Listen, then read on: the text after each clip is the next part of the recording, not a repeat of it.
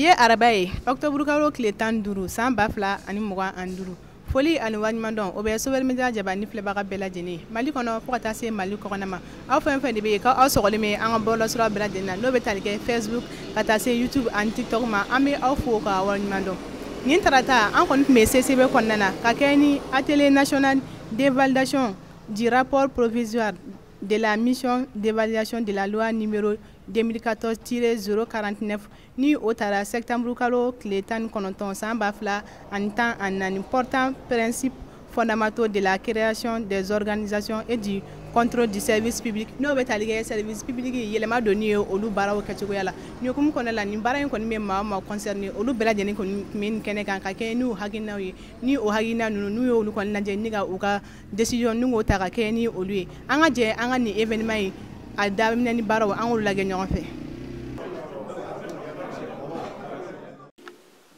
Présider la cérémonie d'ouverture de l'atelier national d'évaluation du rapport provisoire de la mission d'évaluation de la loi numéro 2014-049 du 19 septembre 2014 portant principes fondamentaux de la création, de l'organisation et du contrôle des services publics et d'élaboration d'un avant-projet de loi.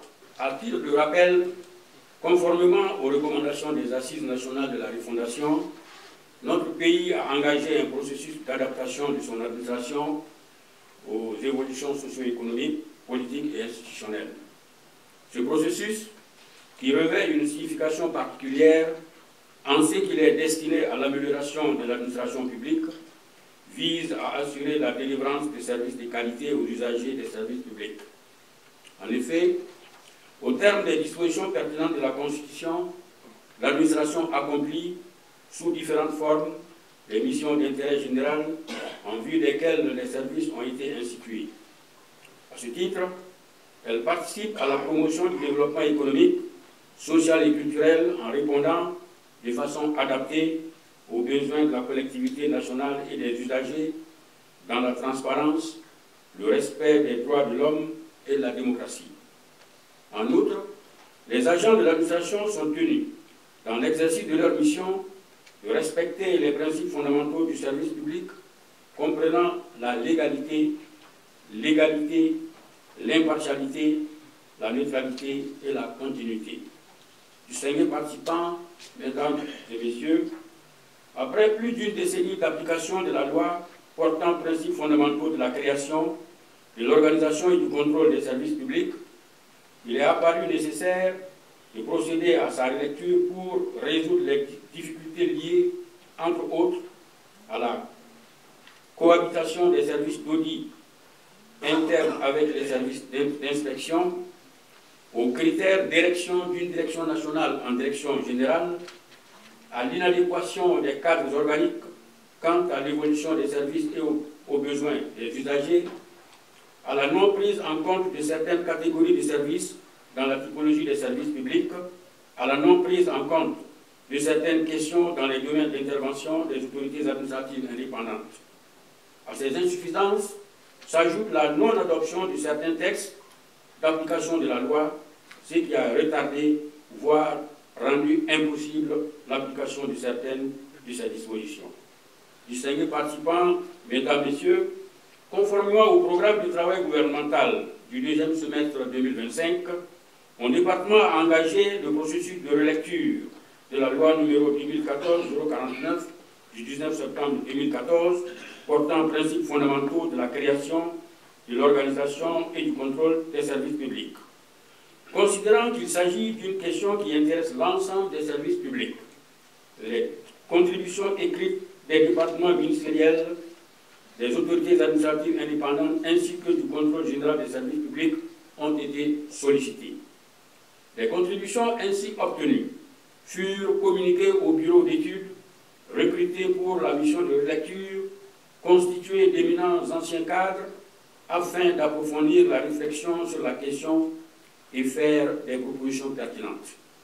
Ainsi, depuis plusieurs mois, le bureau d'études a travaillé suivant une approche participative, à travers des rencontres d'échange sous la supervision d'un comité de suivi créé auprès de mon département, composé des représentants de plusieurs départements ministériels et du contrôle général des services publics. Au terme de sa mission, le bureau d'études a produit le rapport provisoire et l'avant-projet de loi faisant l'objet du présent atelier de validation. Distingués participants, mesdames et messieurs, l'atelier qui nous réunit ce matin constitue une étape importante du processus de relecture de la loi, car il s'agit de partager les principales conclusions de l'évolution, de l'évaluation et recueillir vos avis sur tous les aspects liés à la création, à l'organisation et au contrôle des services publics. C'est le lieu d'adresser mes sincères remerciements aux consultants, aux membres du comité de suivi ainsi qu'à tous les acteurs impliqués pour leur disponibilité et leur participation active dans le processus de relecture en cours. Je demeure convaincu que vos contributions nous permettront de disposer d'un projet de texte amélioré pouvant être introduit dans les prochains jours dans le circuit d'adoption du gouvernement. Soyez assurés que les pertinentes recommandations issues du présent atelier feront l'objet d'une attention particulière de la part de mon département. C'est sur cette note d'espoir que je déclare ouvert les travaux de l'atelier national de validation du rapport provisoire de la mission d'évaluation de la loi portant principes fondamentaux de la création, de l'organisation et du contrôle des services publics et d'élaboration d'un avant-projet de loi. Je vous remercie de votre aimable attention. Comme abora ka ayeto yamna ate dari baro olu kon tebene ko fe an kon gela commissaire Mamadou Doumbia ni nga nyingali tengwale la ale aga haginanta ni nga au fond aga interview kondala anga je ango dula le on fait. Moi c'est Mamadou Doumbia, je suis le commissaire au développement institutionnel. Et le développement institutionnel s'occupe essentiellement de la modernisation de l'administration de façon générale, d'encadrer les textes qui créent les structures publiques de façon générale, les services publics, et de donner un avis sur tous les projets de textes. Quel est son ancrage? L'ancrage institutionnel, c'est le ministère de la Refondation. Et bien que le CDI a subi beaucoup plus de mutations, notamment au niveau de la primature, au niveau du ministère du Travail et de la fonction publique. Et aujourd'hui, le CDI est sous tutelle du ministère de la Refondation de l'État. En fait, la loi 2014-049 est une loi cadre qui s'occupe essentiellement de l'organisation, de la création, de l'organisation des services publics. Et à ce titre, cette loi-là, elle a été au fil des ans, parce qu'elle date de 2014, elle a été au fil des ans vidée quelque part, on peut le dire, de son essence. Il fallait procéder à sa relecture et en faire une loi un peu plus coercitive. C'est dans ce cadre-là que nous avons confié à ce bureau d'études une mission d'évaluation qui a été de façon pratique et de façon pratique une mission participative. Parce qu'en amont, nous avons consulté à peu près toutes les structures concernées, notamment les départements ministériels, les organismes personnalisés et les autorités administratives et indépendantes. En tout cas, tous ceux qui concernent, tous ceux qui ont comme cette loi-là comme outil de travail, comme structure de référence, ont été consultés pour qu'ils donnent leurs préoccupations autour de cette loi. Et ces préoccupations-là ont été synthétisées et mises à la disposition du consultant. Aujourd'hui, c'est le rapport qui est produit.